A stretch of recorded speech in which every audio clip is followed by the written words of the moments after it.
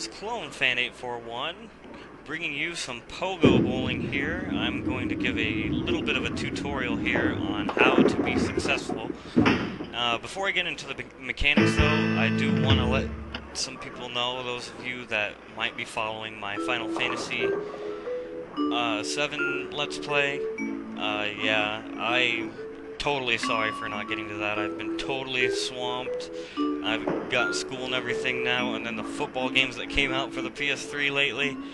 I'm so addicted to those. They're one of the best that's come out in quite a while, so I have not forgotten about it. I will hopefully get to that. But right now, upon per request, I am going to tell you a little bit about how I Pogo Bowl and make it look successful. I think it's about frame 4 where I actually dig a little bit deeper than I am right now. So I will wait till then to start talking about the bowling. Also, by the way, any of you Pogo guys that might know me as just Clone Fan 84, obviously I had to put the 1 at the end on YouTube because someone stole my name. What a shame. Okay. This is a league that I'm actually in. This is game 3 of the league. We bowled 2 games, and I got both of these games on. I actually bowled a pretty good game here. As you can see, I already started this game off with a turkey. And here in frame 4, I will start to dig into the mechanics of what I do to be a successful Pogo bowler. I usually do not get less than a 200. I kick myself when I get less than a 200. Alright. Now, for the first thing we need to go over is where I locate the ball before bowling. And that can be pivotal. Some people have a different way. But here, as you see when I zoom in, I like to have the circle of that dot to the left of the center, right there in the shadow. That's how I measure it. Right there in the shadow, that's perfect. Usually that's not too big of a deal if you're off a little bit, but it could affect it, so I like to try and keep it perfect. Now, lining up the shot, there is 4 different pin setups. This is one of the 4. So for this pin setup, where there's a little space between the head pin and the 3 pin, I like to have the arrow touching the side of the 3 pin, right along the side, like that. And for the curve, I like to curve it right here.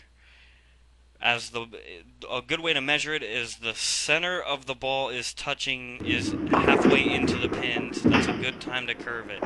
I got a little lucky on that strike, but I thought I did a pretty good job timing that one, so I thought I should deserve that one. But that's generally the rule that you want to follow for the most part.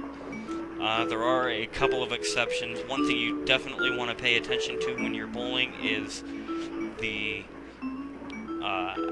angle that the ball is coming into the pin. If it's closer to the head pins, you want to wait a little bit on that spin. And if it's going a little further away from the head pin, you're going to want to start it a little earlier. Now, this pin setup, the head pin is a little bit to the right of the regular pins. You still want to aim for that left pin right there. The side of that left pin on that pin formation too. And you should be able to get a strike. It's generally the same concept. That one looked like a perfect one again. It should be dead center on when you curve the ball, where half the ball is into the pins and the other half hasn't gone in yet. You should see the arrow just before it switches. That's the perfect timing to curve it for the most part. But as you bowl more, you'll be able to see when you should curve it less or later. Here's another pin setup. This one, the 1 and 3 pin are actually closer together. You want to have the arrow of your arrow 1 pixel over into that left instead of touching the side, and then it perfectly goes in, and I got that curve spot on. That was a perfect strike right there. For my 6th straight strike in this game, I was hoping to get a perfect on here. I've never gotten a perfect game, but I've gotten a 298 before, so I know it can be done with this type of bowling. Just to forewarn you guys, the second game is not quite as good as this one, so that's going to be a good opportunity to show you when I'm late and early and stuff like that, and what usually happens to the pin setup. So, let's see, I believe this is the frame where I lose my perfect game. There is one more pin setup, but I don't get it for a while. I will show that to you when I get it. Once again, right there on the side. And that time I was a little bit late on that curve. You saw the arrow stay on there a little bit too long, and sometimes I can get that strike, but most of the time you're going to leave that 10 pin when you're late on that formation, that kind of angle, with the ball coming in. And that's what shattered my perfect game there. So, but a lot of it has to do with timing. I mean, you get that line and the location of the ball when you start bowling and the line down, that's great, but you have to get the timing down before you start getting consistent 200 scores. I believe this one was another spare here.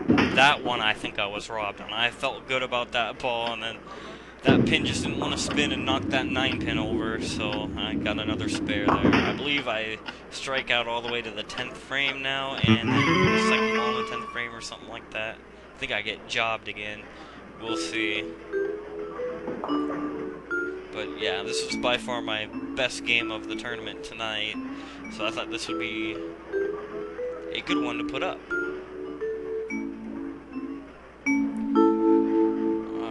So this one, the first and third pins are a little spaced out, so you want to touch the side there. And perfect. And one other thing that is very important, when you put that curve on that ball, you got to hold down on the button. You don't just want to click it and let go. You click and hold.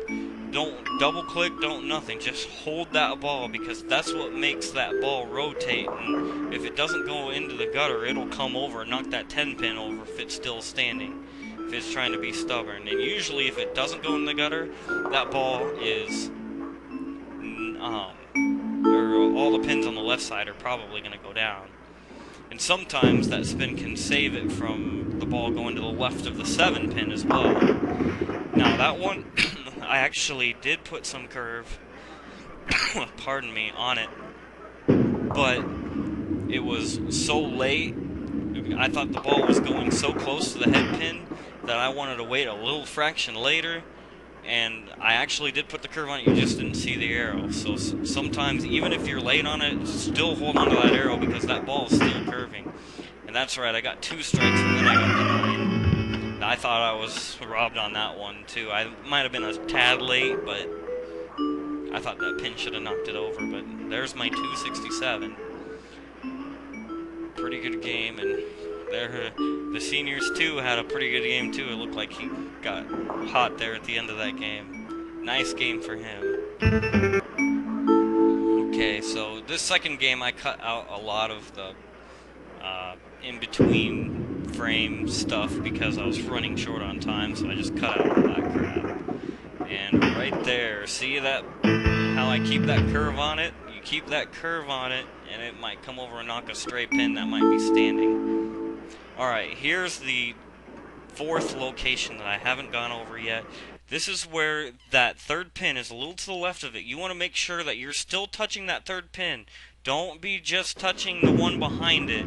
You want to get inside that one a little bit and touching that 3rd pin. To me, I think that is the easiest strike to pick up. You have a larger window of error, larger margin of error on that pin, so that it's hard not to get a strike, at least in my opinion. I have to really screw that one up. This one can be a little bit tougher to get a strike. I think the window is probably the second best window, but when you screw up, stuff like that happens. And here's another thing I want to go over. If you have 2 pins like that standing up, you want to aim right in the middle of those 2 pins. You don't want to aim right at the head of the front pin, because there's going to be times when it's only going to knock that 1 pin. You want to make sure to hit right in between them. And another thing is, take your time on those. Even when it's 1 pin standing, you don't want to rush the shot and miss an easy spare like that because you're impatient. Because remember, the timer is the same no matter what, so there's no reason to rush that. Just make sure you have it right in between the 2 pins, or right at the center of 1 pin standing. You know, I've actually launched my second shot with 1 second left to go on the clock. Timing and precision is pretty much everything in this game. So, yeah, you definitely want to make sure. And that one, I thought I had a pretty good one going, and for some reason it looked like I was early on that. You know, it's funny when the 2 pins are really close together. It's funny when if you're too early on that, you can get some nasty splits like the 7-9, what is it, 795, I believe it is. That one's very possible to pick up, but it can still be tough. If you're late on it, that's the particular formation a lot of the times, where if you're late on that one, you're gonna get a 7-10 split, or maybe a 7-6-10 if you're lucky. That one is possible to pick up, but it's still a tough one. But that's usually the main formation. And one thing also that I learned is it's better to be early, or it's better to be late than early. I don't know if I've been saying late gives you 7-10 splits. What I mean is early gives you 7-10 splits. You do not want to be early. You would rather be late than early, because you can get a 7-5-9 split, or you can settle with a 2-pin standing, or 1 pin standing like that. But like that time, I was early, and I nearly got the 7-10 there, but I got lucky and the 7 went down for me. It's better if you miss to miss late. So if you want to start practicing doing it this way, being late's better than being early, let me tell you. So, alright, here there's space in between it, and I can't remember what happens here. I think I strike. Yeah, it looks like it, yep. Looked like a perfect one to me. 10 pins tried to stay up, but that ball came over and knocked her down.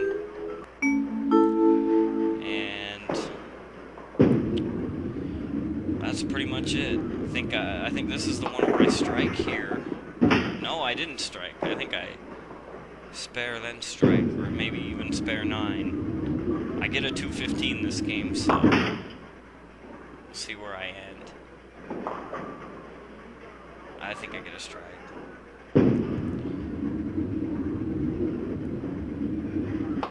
Yep. Just barely got it.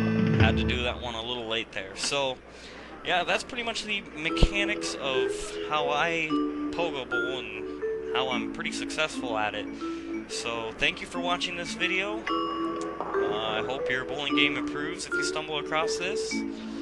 And once again, Final Fantasy viewers, looking forward to finishing that whenever I can find time to play it. Alright, have a good time watching this, and thanks for watching. This is ClownFan841 signing off from YouTube.